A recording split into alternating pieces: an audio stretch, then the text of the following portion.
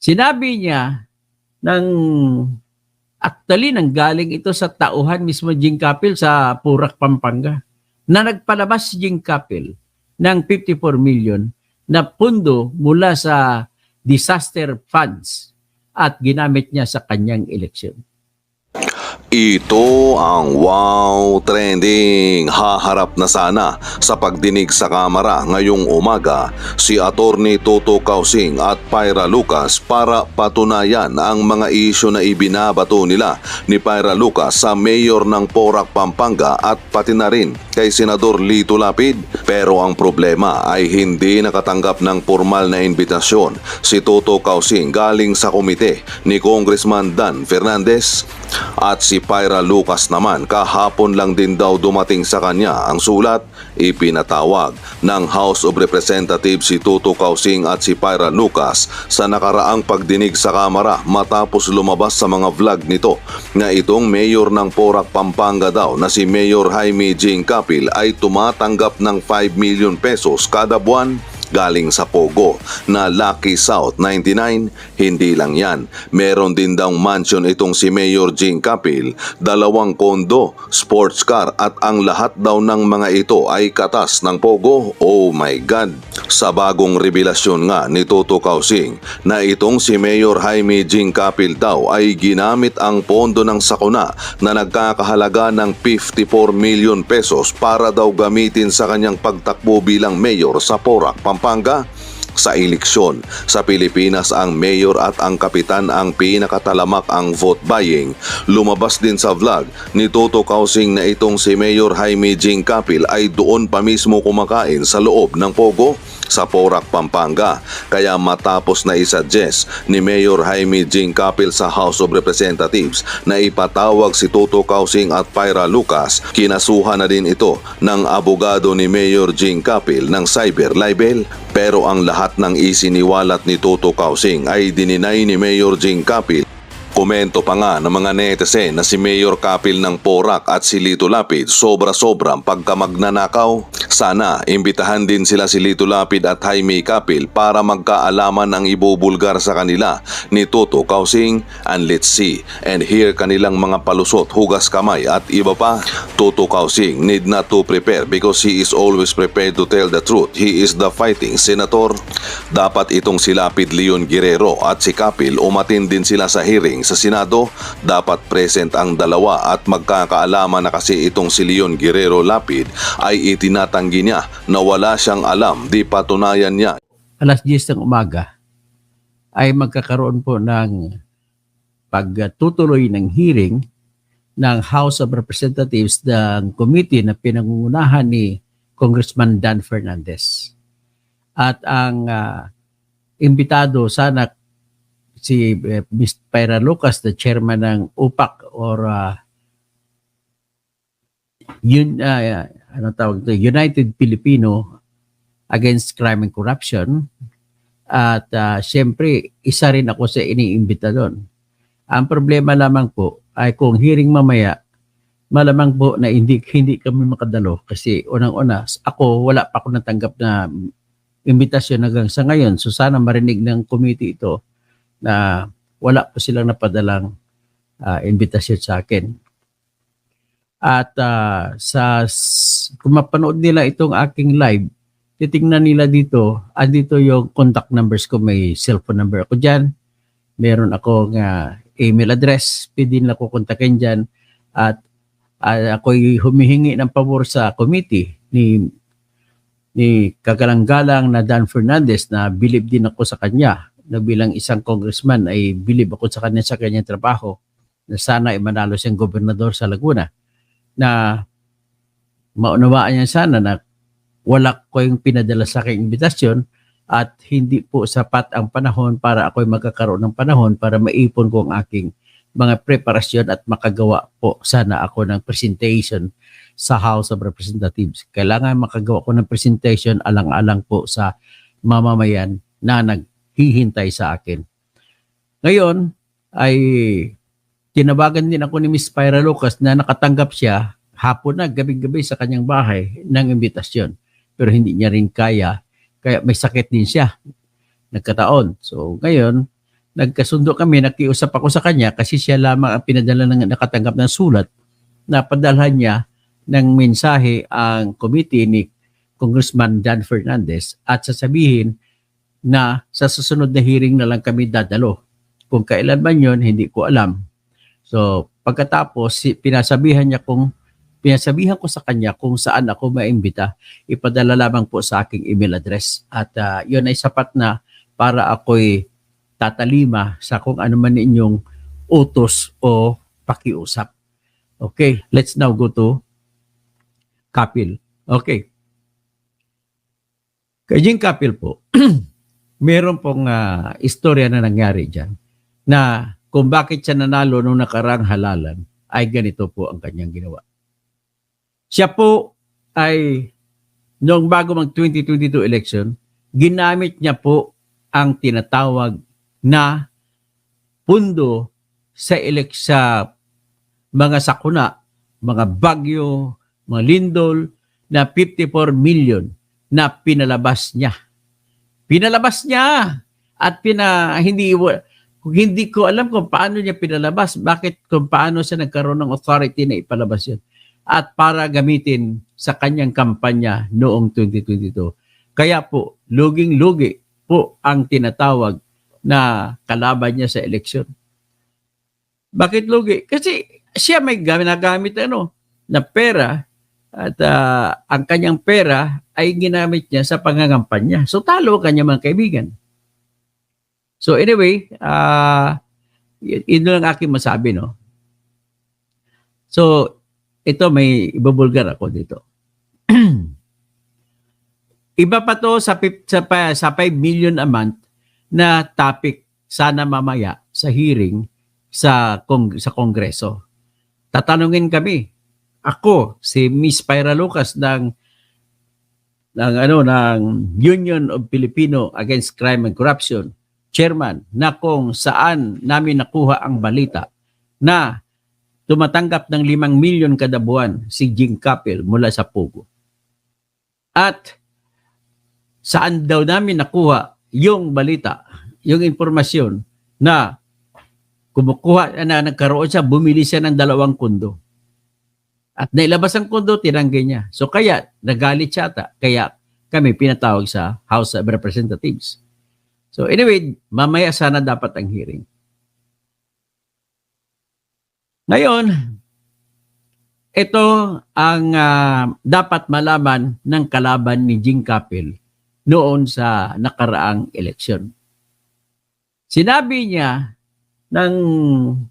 actually, nanggaling ito sa tauhan mismo Jing Kapil sa Purak, Pampanga, na nagpalabas si Jing Kapil ng 54 million na pundo mula sa disaster funds at ginamit niya sa kanyang eleksyon. Walang kamalay-malay ang kanyang mga kalaban. Pinakialaman niya ang mga pundo niya para sa eleksyon pamilya. Sigurado pambili ng boto. So, biro mo pundo ng bayan para sa disaster. Pinalabas mo kunwari may disaster. Meron bang disaster summer sa Purak, Pampanga sa ganun? Ay, naku talaga, Jing Kapil ka. O ito ang message. Hindi ko pakita sa inyo kung sino nagpadala ng message, ha? Kasi binigay sa akin to, tsaka kay Ma'am Pyra Lucas na sa isang kondisyon hindi namin ibubulgar ang kanilang pangalan. Sabi niya, 6 na buwan bago mag-eleksyon, bawal na yung magpalabas ng pundo, maggamit ng pundo para sa eleksyon. Pero ang ginawa ni Jing Kapil, meron siyang strong evidence. Sabi ng aming bubuwit, A1 bubuwit, na nilabas ni Jing Kapil ang 54 million na pundo ng disaster bago mag-eleksyon. At nasa kanya yung aming source ay may litrato na pinirmahan ni Jing Kapil ang papel para mailabas ang pera. So, ito ngayon, isa naman namang ebidensya para mapatunay na talagang totoo na tumatanggap ka na ikaw ay corrupt, Mr. Jing Kapil, di ba? Okay, so ganun pa man, ang isa lang masasabi natin dito ay sana magbago na si Kapil at mag-resign ka na. Ngayon, medyo natakot lang ito ng padala ng informasyon. Sabi niya kaso secure, hindi siya secure pag lumabas siya. Kasi may nakakaalam na nasa kanya yung file. Okay? Pero walang sisingaw. Sabi niya, kung sino man siya, hindi ko siya kilala sa ngayon kung ano talaga buong pangalan niya. Kinausap na po kasi siya daw. Okay. Anyway, hanggang dyan lang. Baka mabisto pa niya. Pa siya kung ikibabanggitin po ko pang ibang mga detalye. So, yan po ang katotohanan sa likod ng ginagawa nito ni Jing Capil. By the way, nais ko lang din i-share na natanggap na ni Miss Heidi de la Cruz ang kaso ni Jing Capil na libel laban sa kanya. At pinapaasa ko siya na sa galing ko, ako na mag-prepare ng kanyang counter affidavit sa kanyang libel case na 4 na count na sinampa naman ni Mayor Jing Capil. Si Jing Capil po sa ngayon, katotohanan ng buhay, siya po ay isang bilyonaryo na. So bilyonaryo yung mayor na ito ngayon. Mula sa pagiging negosyante daw niya sa medical equipment noong bago siya naging kapitan at bago naging mayor, ay sa totoong kwento lamang ng buhay Mayor Jing Capil, iisa lamang sa sakyan mo. Ba't ngayon marami ka na? Meron ka pa mga sports car, Sportsia, meron ka pang BMW, o meron ka pang luxury car na Land Cruiser na ginawa mong bulletproof. So mga iyan po, Mayor Jing Capil, you cannot escape the long arm of the law. Kasi kami po na mga citizen, kasama mga citizen sa Purak, marami na akong nakakausap na kami po magkakandak ng lifestyle check sa iyo. Hindi namin iasa ito sa mga DILJ o sa ombudsman kasi pag nabigyan ng pera kasi mga yan, magbabagong utak, maraming itatagong mga detalye. Okay? So hanggang dyan na muna tayo ngayon. At nagandang umaga kay Dennis Das. Magparami po tayo para sa 2025 Senator Toto. O dapat ipakishare-share nyo itong aking pilitin ang inyong mga kamag-anak o kaibigan. O hindi pilitin, kundi kumbinsin na mag-subscribe at saka mag-like sa aking YouTube channel. At ito lamang po ang paraan para tayo mga makakampanya ng maayos. So, Janet, good morning. Magparami tayo. Sandali lang nag-live. Patapos na. So, tapos si Napoleon Tudina, ito lang pakiusap po sa inyo. Please, padamihan yung kampanya na magkaroon ako ng maraming subscribers. Para naman, marami tayong kakampanya para sa akin. Ang pagiging senador ko po ay inyong kakapanalo. Kasi for the first time in history na makakita kayo ng senador na mayroong tapang, mayroong talino at tapat. Yan lang po, 3 T lang po ang aking ilalaan para sa inyo. Third D, Engineer Doc Causing for Senator. Tapos si Miss Pyra Lucas, kalkalin ang kaso. Magsasampa na po tayo ng ihanda natin ang ating ebidensya, Ma'am Pyra, dyan sa United Filipino Against Crime and Corruption. Ang siyang mismo magsasampa ng request for lifestyle check at magbibigay na tayo ng mga ebidensya. Ang lahat ng kotse, ibibigay na natin.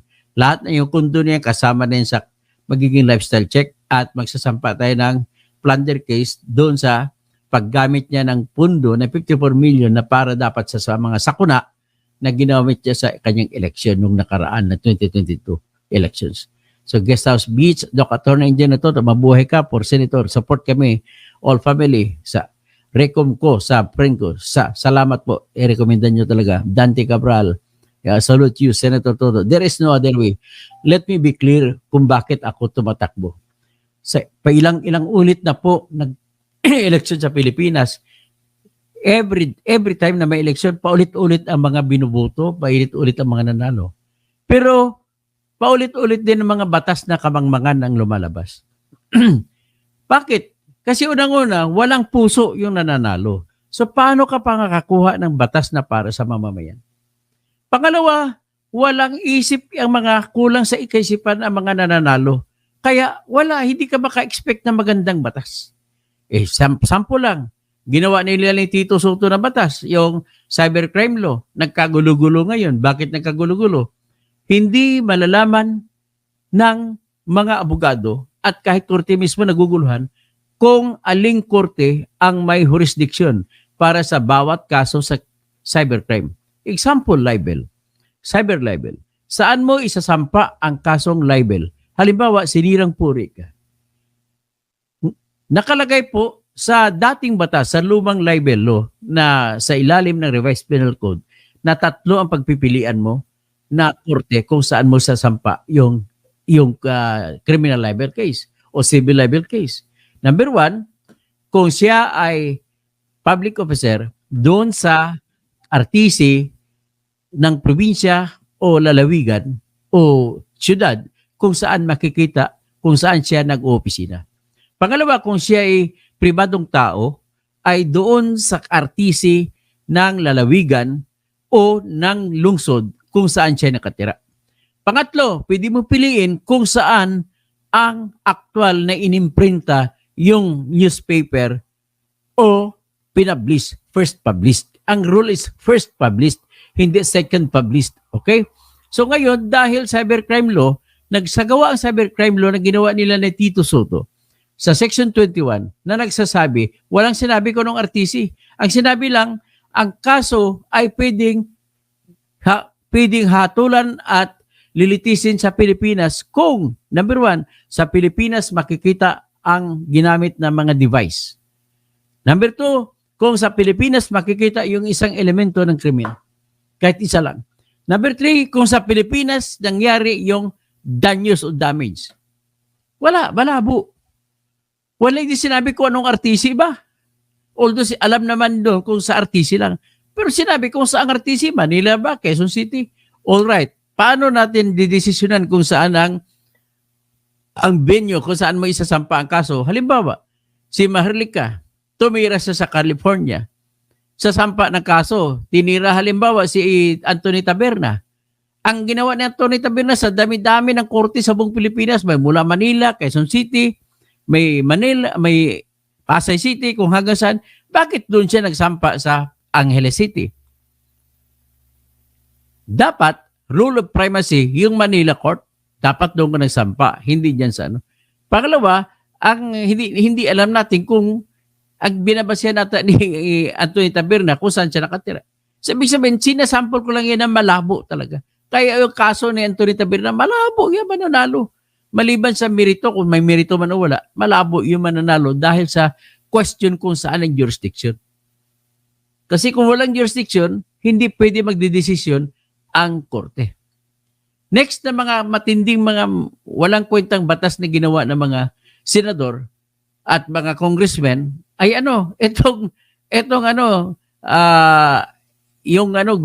tinatag na good conduct time allowance law.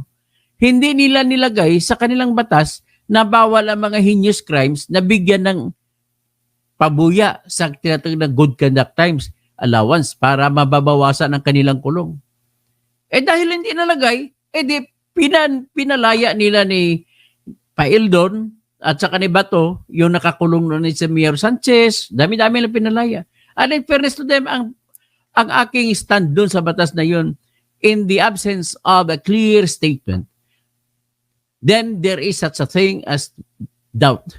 If there is doubt, it is always the principle of criminal law anywhere in the world that doubt is always resolved in favor of the accused.